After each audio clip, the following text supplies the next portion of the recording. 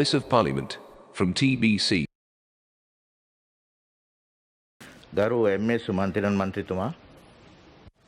Thank you, Honorable Deputy Speaker, for the opportunity to speak today on this very strange bill that we are debating. It's called Appropriation Bill for 2020, and we are debating it in the month of November 2020. Before I get to the subject matter, I wish to, at the outset, say that in the years 2010 to 2015, during the budget debates when I spoke on the second reading, I criticized the fact that the then President, today's Prime Minister and Finance Minister, held the portfolio of finance on the basis that a person who was not directly responsible to Parliament held the portfolio of finance, and that did not accord with the principles enunciated in our Constitution. I am glad that today the situation is different, and Prime Minister, who is accountable to this Parliament, holds that portfolio. Nevertheless, that is spoilt by the fact that he is the brother of His Excellency the President. The bill that is before us not only is a strange bill, but it's an act to cover up various illegalities that have been perpetrated in this country. Now, why do I say that? An appropriation bill must be debated and approved prior to the financial year for which it applies. It is only then that the executive obtains the approval of Parliament to draw from the consolidated fund, borrow, and generally administer the finances of the country. Article 148 of our Constitution very clearly says that Parliament shall have full control over public finance. No tax rate or any other levy shall be imposed by any local authority or any other public authority except by or under the authority of a law passed by Parliament or of any existing law. So there was no law until now. There is no law passed for the financial year 2020 that the Parliament has approved. No law. What was approved were certain resolutions under Article 150, Sub-Article 2. Now, those resolutions do not permit levying of taxes or borrowing by the government. I will read Article 152 and then I will come to Article 153, which is important for today's debate. 152 says, no such warrant shall be issued unless the sum has, by resolution of Parliament or by any law, being granted for specified public services for the financial year during which the withdrawal is to take place or is otherwise lawfully charged on the consolidated fund. So what can a resolution under 150 sub-article 2 authorize? It can only authorize the drawing from the consolidated fund such sums of money that are necessary for specified public services only. For public services only. And that too, in Article 152, it says for specified public services only. You cannot do any developmental work. You can pay salaries of public servants, and other expenditure directly related to public services. That is all a resolution under Article 152 can do. Now, during this financial year, we have had two such resolutions passed. One covering the period 1st January 2020 until 30th April 2020, passed in October last year. And then another one covering the period 1st September 2020 to 31st December 2020. Now, even those two resolutions passed by this House can only be used to pay for specified public services and not for anything else.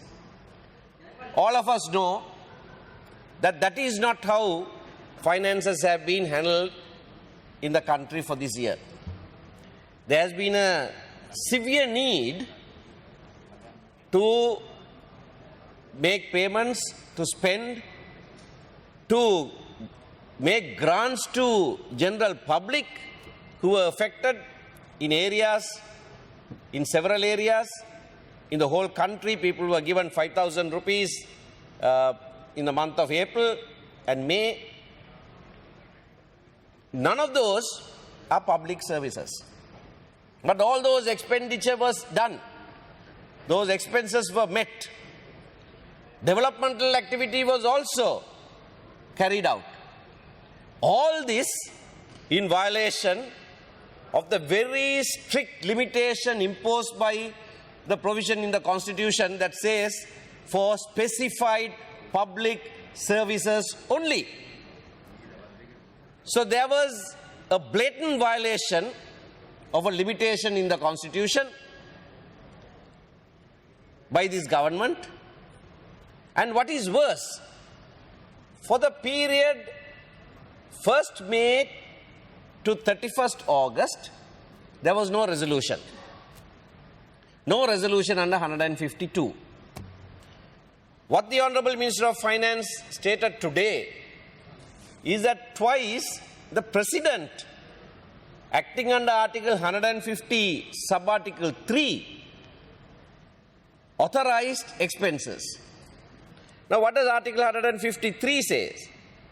Where the President dissolves Parliament before the appropriation bill for the financial year has passed into law, he may, unless Parliament shall have already made provision, authorize the issue from the consolidated fund and the expenditure of such sums as he may consider necessary for the public services. Again, he can only authorize spending for public services until the expiry of a period of 3 months from the date on which the new Parliament is summoned to meet. Originally, the new Parliament was summoned to meet on the 14th of May 2020. Thereafter, after the Election Commission postponed the elections, it was put off until the 20th of August 2020. Nevertheless, the authority that the Constitution gives the President, the very limited authority that the Constitution gives the President, is during a period of dissolution, he can authorize, but he can only authorize for public services, expenditure for public services, and nothing else. So there are two issues here. He can authorize for expenditure, but that must be limited only for public services, not for anything else. If you look at the bill before us, that has all kinds of developmental activities specified. Bad it is that this is coming in the month of November for this financial year. It is blatantly revealing to us that what has been expended is far beyond the authority that the Constitution gives the President. And the Constitution gives even this House when it acts under Article 150, Sub-Article 2. So what are we doing today? We are trying to legitimize grave, illegal, and unconstitutional acts that have been perpetrated in this country. Appropriation Bill 2020, that is before the House today, is not a covering approval. It's not a ratification. A ratification or a covering approval can only be something that is done legally. If something is done legally, then you can ratify it. If something is done legally, then you can grant covering approval for it. But no illegality can have a covering approval or a ratification.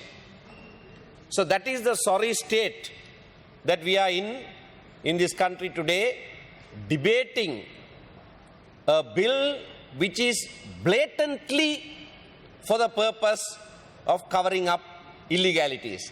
The very reason that the government has presented a bill called Appropriation Bill 2020 confirms that the government concedes that there is an illegality that needs to be covered up. Otherwise, as the Honorable Minister of Finance stated, all of these periods are covered, he says. There were 4 orders, 2 resolutions under Article 152 and 2 under Article 153. So then why do you need an appropriation bill? If those are legal, why do you need an appropriation bill?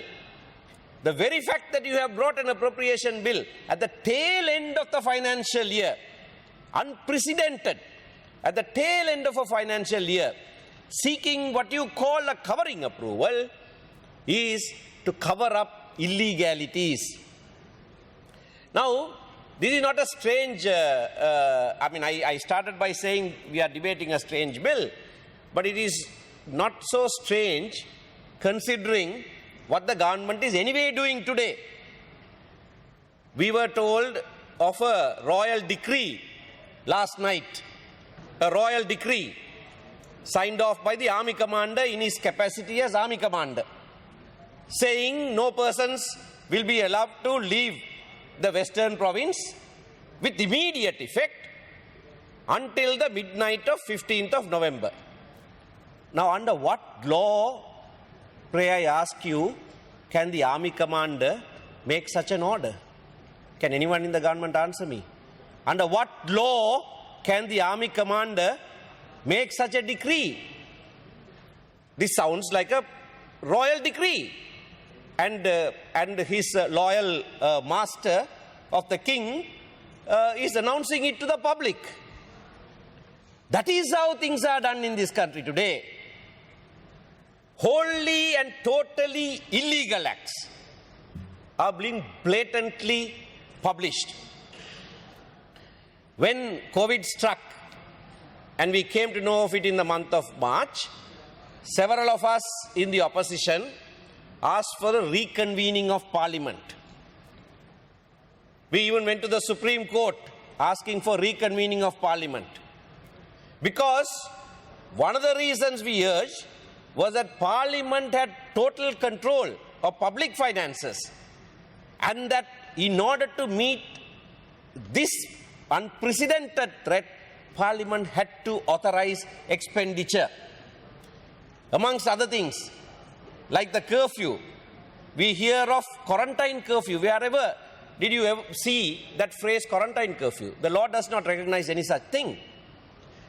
The Public Health Inspectors Union, PHI's union, called for tougher legislation to prevent COVID-19 spread long ago. I have the newspaper article from Daily FT. PHI's call for newer and tougher legislation to prevent COVID-19 spread in May 2020. I am tabling that. So we said, country needs new laws. They said the quarantine law is 123 years old. The contagious diseases ordinance is over 100 years old. They were done for cholera, one for cholera and the other for smallpox, not for a spread of a disease like COVID-19. So, for Parliament to reconvene and for making of public, authorized public expenditure for various other reasons.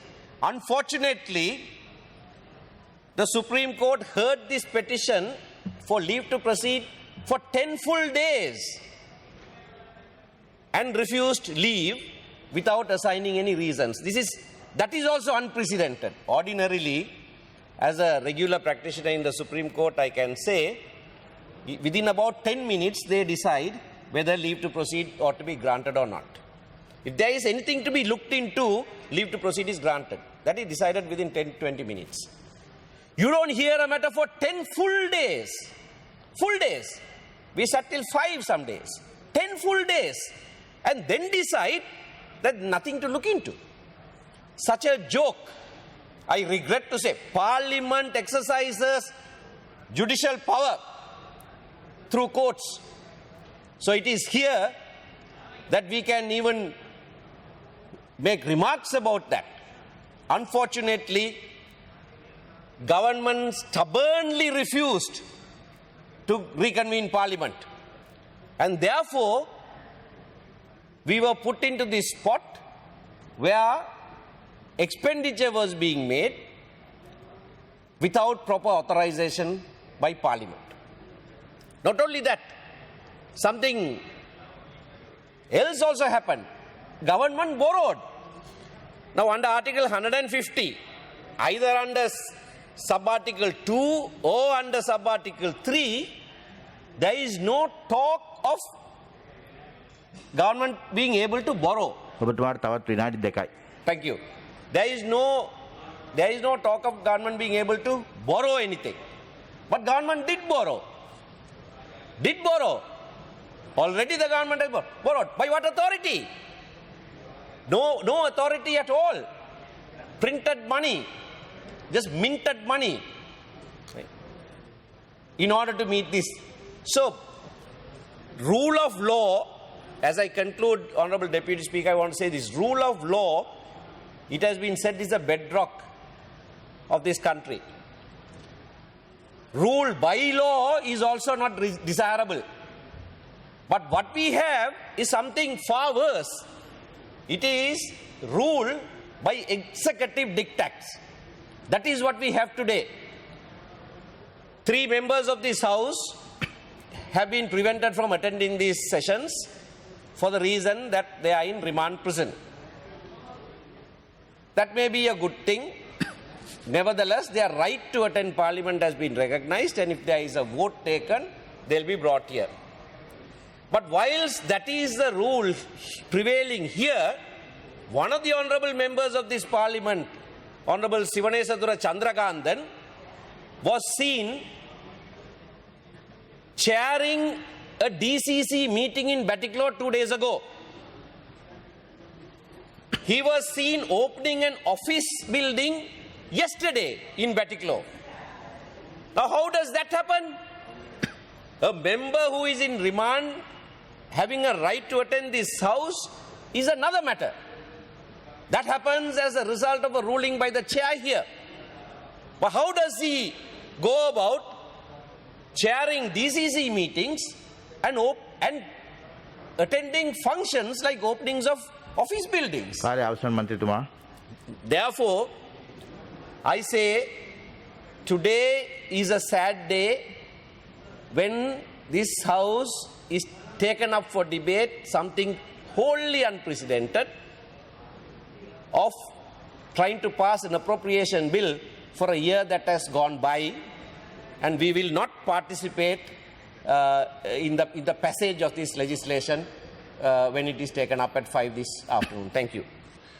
වේලුකුමාර මන්ත්‍රීතුමා ඔබතුමාට මිනිත්තු 5යි. கௌரவ சபைக்கு தலைமை தாங்கும் உறுப்பினர் அவர்களே, சந்தர்ப்பத்தை பெற்று தந்ததற்கு நன்றியை தெரிவித்துக் கொள்கின்றேன். குறிப்பாக 2020க்கான வரவு செலவு திட்டத்தை நிறைவேற்றிக் கொள்ளுகின்ற அதற்கான இந்த விடயத்திலே உரையாற்றுவதன் மூலம் என்னுடைய கருத்துக்களை பதிவு செய்ய விரும்புகின்றேன். குறிப்பாக எங்களுக்கு தெரியும், ஒரு ஆண்டினது தொடக்கத்திலேயே அந்த ஆண்டினுடைய செலவீனங்கள் தொடர்பாக இந்த அவையினது அனுமதியை பெற்றுக்கொள்ள வேண்டும். ஆனாலும் கூட இருந்த அரசாங்கமானது அதனை தவறவிட்டு இங்கே இருக்கக்கூடிய சுமந்திரன் அவர்கள் கௌரவ சுமந்திரன் அவர்கள் உரையாற்றுகின்ற போது சொன்னது போல, கௌரவ ரவுஃப் ஹக்கீம் அவர்கள் உரையாற்றுவது போது சொன்னது போல, இந்த இலங்கையினுடைய அரசியல் அமைப்பில் இருக்கக்கூடிய அந்த ஏற்பாட்டை மீறி இந்த அரசாங்கம் செயற்பட்டு விட்டு இன்று அந்த விடயங்களை எல்லாம் ஒன்று சேர்த்து நிறைவேற்றிக் கொள்வதற்கான ஒரு முயற்சியிலே இந்த அரசாங்கம் ஈடுபட்டிருக்கின்றது. அந்த வகையிலே இந்த அரசாங்கமானது ஒரு தான் தோன்றித்தனமான தன்னுடைய செயற்பாடுகளை முன்னெடுக்க ஆரம்பித்து வென்றது என்பதற்கான அந்த அடித்தளத்தை இந்த அரசாங்கம் காட்டுவதாக இருக்கின்றது. அதே போல இந்த ஜனாதிபதி கோட்டாபே ராஜபக்ச அவர்களது தலைமையிலான, அதே போல கௌரவ பிரதமர் மஹிந்த ராஜபக்ச அவர்களது அந்த தலைமையிலான இந்த அரசாங்கம் கோவிட்டால் பாதிக்கப்பட்ட ஒரு அரசாங்கமாக இருக்கின்றது என்பதை நான் ஞாபகப்படுத்த வேண்டும். இன்று எங்களுக்கு தெரியும், நேற்று முன்தினங்கள் ஆகின்ற போது இங்கே இருக்கக்கூடிய இலங்கையிலே வாழுகின்ற முஸ்லிம் மக்களினுடைய இந்த கோவிட் மூலமான மரணங்களினது அந்த ஜனாசாக்களை எரிப்பது தொடர்பாக அவர்கள் உடைய அந்த சமய சடங்குகளை மீறிய ஒரு செயற்பாட்டிலே பல்வேறு விதமாக அவர்கள் மனமுடைந்திருக்கின்ற விடயம் இந்த அரசாங்கத்திடம் அவர்கள் மிக மிக அவர்களினுடைய அந்த அரசாங்கத்திடம் இது தொடர்பான ஒரு முடிவை, இது தொடர்பான ஒரு தீர்வை பெற்றுத்தாருங்கள் என்பதை ஒரு சமூகமாக இங்கே செய்திருக்கின்றார்கள். இங்கே எங்களுக்கு தெரியும், நீதி அமைச்சர் அலி சப்ரி அவர்கள் இருக்கின்றார். அவர்களுடைய அறிவிப்பிருந்தது, தற்போது இந்த முஸ்லிம் மக்களினுடைய இந்த ஜனாசாக்கள் அடக்கம் செய்வதற்கு அனுமதிகள் இருக்கின்றதென்று. ஆனால் ஒரு புறமாக ஜனாதிபதி அவர்கள் அனுமதி தந்திருக்கின்றார்கள் என்கின்ற போது அமைச்சரவையிலே இருக்கக்கூடியவர்கள் எங்களுக்கு தெரியாது, இவ்வாறானது ஒன்று நடைபெறவில்லை என்கின்றார்கள். அதே போல அங்கே இருக்கக்கூடிய அந்த அரசின் பக்கம் இருக்கக்கூடிய கௌரவ உறுப்பினர் முகமது முசாமில் அவர்கள் பத்திரிகையிலே கருத்து தெரிவித்திருக்கின்றார், இதற்கு இடமளிக்க கூடாது என்று. அவையிலே இருக்கக்கூடிய நீதி அமைச்சர் அலி சப்ரி அவர்களிடம் நான் கேட்க விரும்புகின்றேன், இந்த ஜனாசாக்களினுடைய அடக்கம் செய்வது தொடர்பான உண்மையான அரசின் நிலைப்பாடு என்னதான் என்பதை எங்களுடைய இந்த சமூகத்திற்கு எடுத்து கூறுங்கள் என்பதை இந்த இடத்திலே நான் கேட்டுக்கொள்ள விரும்புகின்றேன். ஆகவே இந்த அரசாங்கத்திலே தற்போது ஜனாதிபதி என்ன செய்கின்றார், அமைச்சரவையிலே என்ன நடக்கின்றது, இங்கே இருக்கக்கூடிய பிரதமரினுடைய செயற்பாடுகள் என்னவா இருக்கின்றது என்பது ஒருவருக்கொருவர் தெரியாமல் இருக்கின்றார்களா, குழம்பி போய் இருக்கின்றார்களா என்ற கேள்வியை இங்கே எழுப்ப வேண்டி காணப்படுகின்றது. அதே போல இன்று எங்களுக்கு தெரியும்,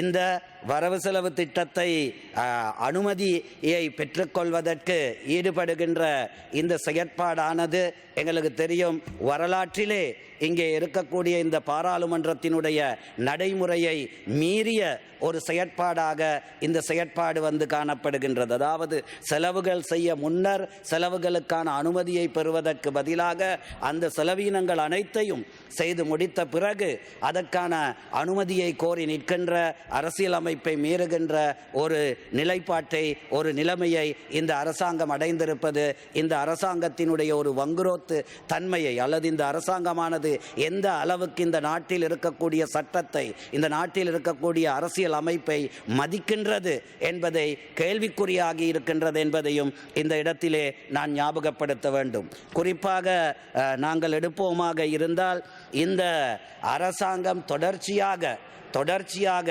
எந்த பிரச்சனை எழுந்தாலும் அதனை கோவிட்டை வைத்து, கோவிட்டை முன்னிலைப்படுத்தி கொண்டு அதிலே மறைந்து செயற்படுவதற்கு இன்று ஆரம்பித்திருக்கின்றது. நாங்கள் தான் இந்த கோவிட்டை மிக சரியாக முகாமை செய்தோம் என்று கூறிய இந்த அரசாங்கம் நேற்று முன்தினங்கள் ஆகின்ற போது நாட்டின் தலைவர் ஜனாதிபதி அவர்கள் கூறுகின்றார், இன்னும் 2 வருட காலமாவது நாங்கள் கோவிட்டோடு வாழ வர வேண்டும், உடன் வாழுவதற்கு பழகிக்கொள்ளுங்கள் கொடுங்கள் என்று கூறுகின்ற நிலைக்கு இந்த அரசாங்கம் தள்ளி இருக்கின்றது. இத்தோடு சேர்த்து இன்னும் ஒரு காரணியை குறிப்பிட்டு முடிக்கின்றேன். குறிப்பாக எதிர்வரும் 14ஆம் திகதி இந்த இந்திய வம்சாவளி தமிழ் மக்களினுடைய பிரதான ஒரு பண்டிகையாக இருக்கின்ற தீபாவளி பண்டிகை இருக்கின்றது.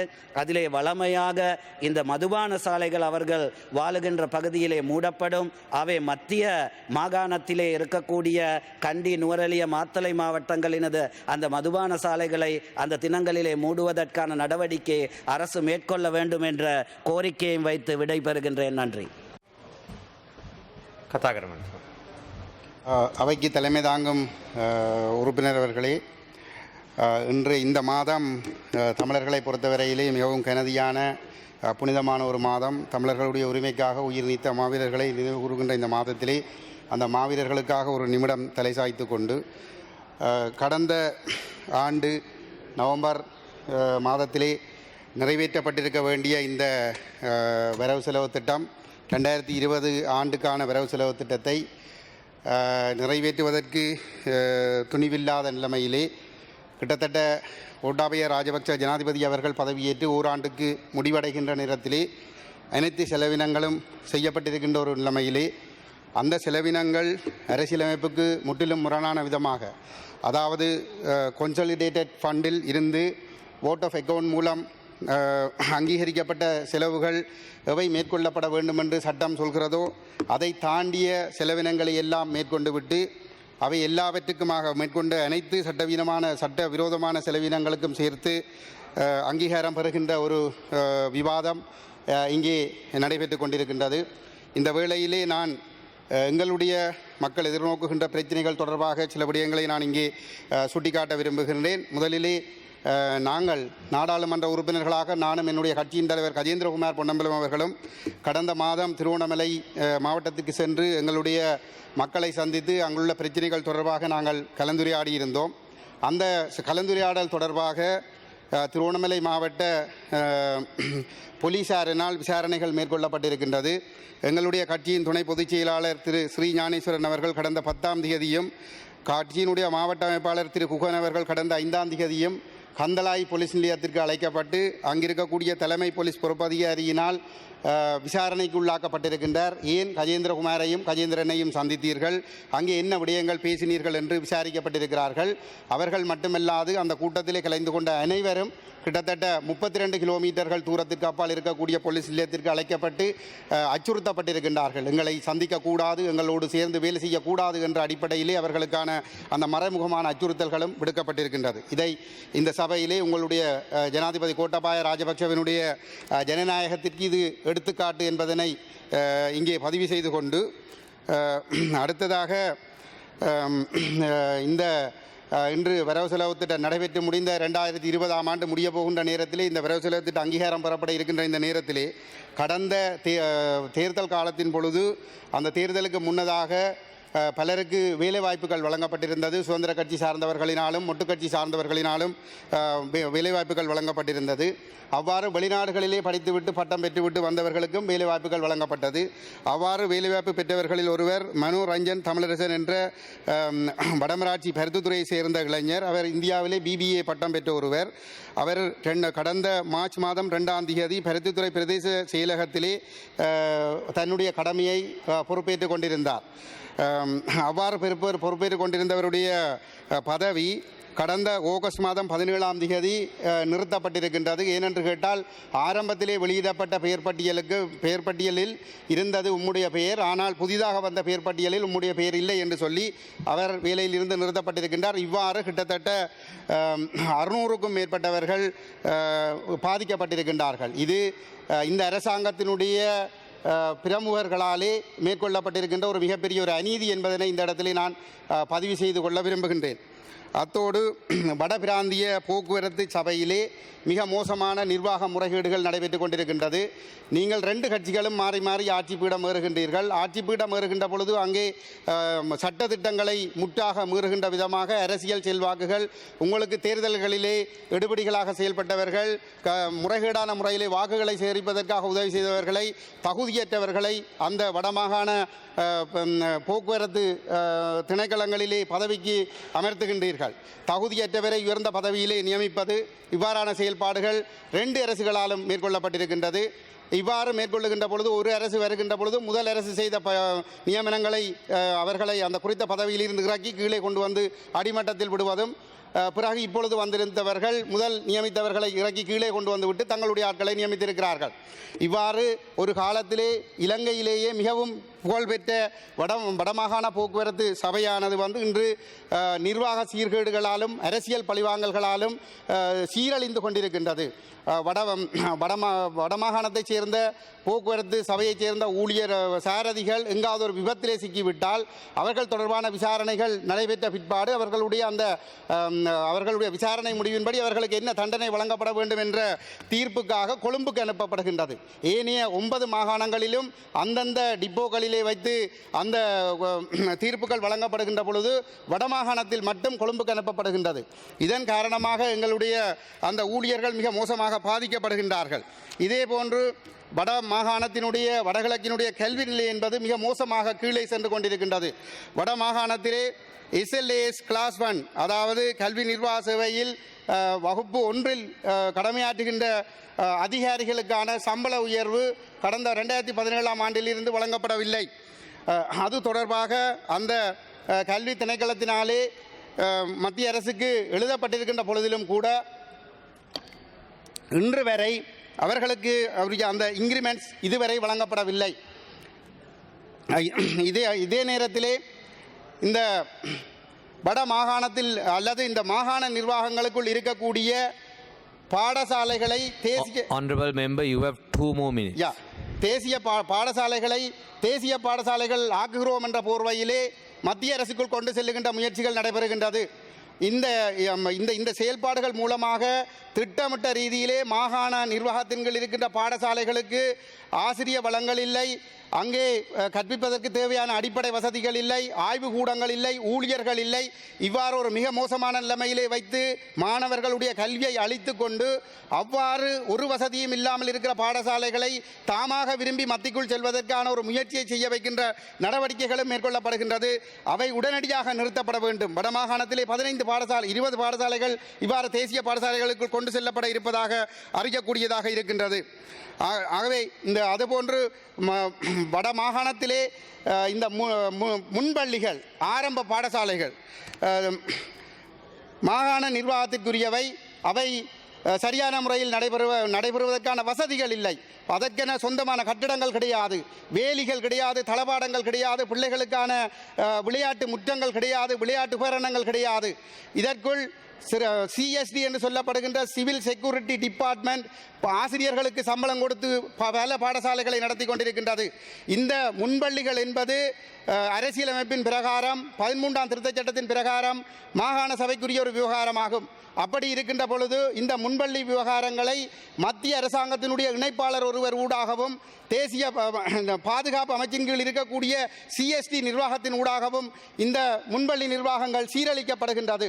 ஆகவே இந்த செயல்பாடுகள் நிறுத்தப்பட்டு இந்த CSDயினுடைய தலையீடு நிறுத்தப்பட்டு அந்த நிதிகள் மாகாண நிர்வாகத்தின் ஊடாக முன்பள்ளிகளை வளர்ப்பதற்காக செலவிடப்பட வேண்டும் என்பதனை இந்த இடத்திலே வலியுறுத்தி கொண்டு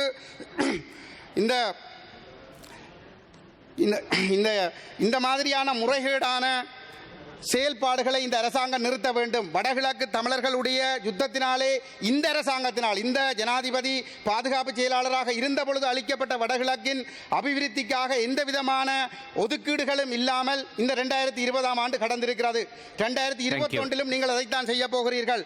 இந்த நிலைமை தொடருமாக இருந்தால் இப்பொழுதே தோல்வியடைய தொடங்கி இருக்கின்ற நீங்கள் இப்பொழுது கடந்த தேர்தலிலே தோல்வியடைந்த அரசாங்கத்தை விட மிக மோசமான தோல்வியை நீங்கள் சந்திப்பீர்கள் என்பதனை இந்த இடத்திலே பதிவு செய்து விடைபெறுகின்றேன். Thank you.